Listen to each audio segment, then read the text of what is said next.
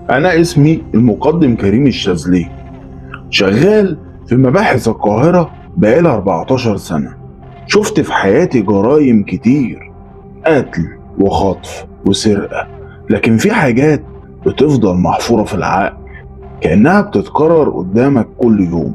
والقضية دي كانت واحدة من النوع اللي بيكسر القواعد المنطقية كلها. القصة بدأت يوم 18 فبراير، الساعة كانت 3:30 الفجر. تليفوني رن وصوت أمين الشرطة في النجدة كان باين عليه الارتباك، كان باين بوضوح.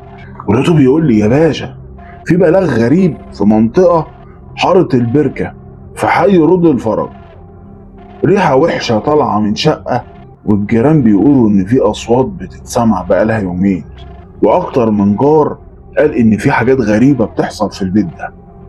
المنطقة دي أنا أعرفها، قديمة، شوارعها ضيقة، ولياليها له طابع كئيب. لكن أكتر حاجة تلفت النظر إن أهلها متدينين، ومع ذلك فيها ناس بتلعب في موضوع السحر والأعمال من زمان.